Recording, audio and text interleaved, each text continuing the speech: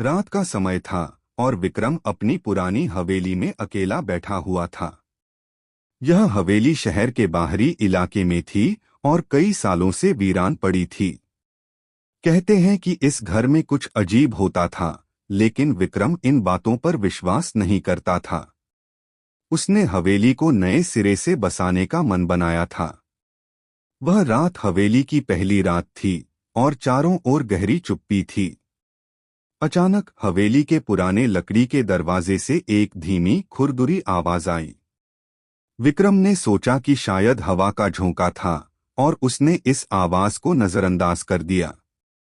लेकिन थोड़ी देर बाद जब वह अपने कमरे में बैठा पढ़ाई कर रहा था, एक और आवाज आई। इस बार यह किसी के पैरों की आवाज थी, जैसे कोई धीरे धीरे सीढ़ियां चढ़ रहा हो। विक्रम ने अपनी किताब बंद की और ध्यान से सुना। उसे लगा कि यह उसका भ्रम है, लेकिन फिर अचानक दरवाजे पर जोर से दस्तक हुई। उसकी रीढ़ की हड्डी में सिहरन दौड़ गई। किसकी हिम्मत हो सकती है इतनी रात को आने की? उसने हिम्मत जुटाई और दरवाजा खोला, लेकिन बाहर कोई नहीं था। अंधेरी रात में सिर्फ हवाओं की आवाज सुनाई दे रही थी।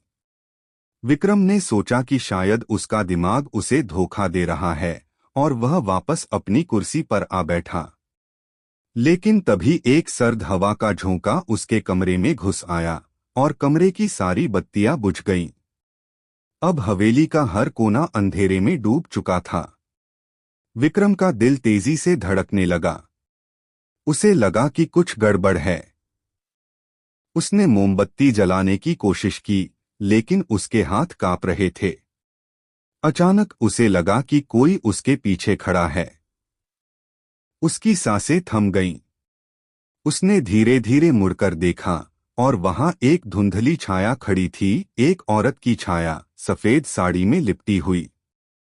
उसकी आंखें खाली और भावहीन थीं। विक्रम ने डर के मारे चीखने की कोशिश की, लेकिन उसकी आवाज जैसे गले में ही घुट गई। वह औरत धीरे धीरे विक्रम की ओर बढ़ने लगी। विक्रम के पैरों में जैसे जान ही नहीं थी। वह अपनी जगह से हिल नहीं पा रहा था। जैसे ही वह औरत उसके और करीब आई, अचानक हवेली की घड़ी ने 12 बजने का संकेत दिया। उस आवाज के साथ ही वह छाया गायब हो गई, लेकिन हवेली में ठंडक और डर का एहसास अभी भी था। विक्रम को समझ में आ गया था कि यह हवेली सिर्फ एक पुरानी इमारत नहीं थी, बल्कि इसके साथ एक अतीत जुड़ा था, एक खौफनाक अतीत। उसने अगली सुबह ही फैसला किया कि वह इस हवेली में कभी वापस नहीं आएगा। हवेली अब भी वीरान खड़ी है और लोग आज भी कहते हैं कि रात को वहां से किसी के रोने की आवाजें आती हैं।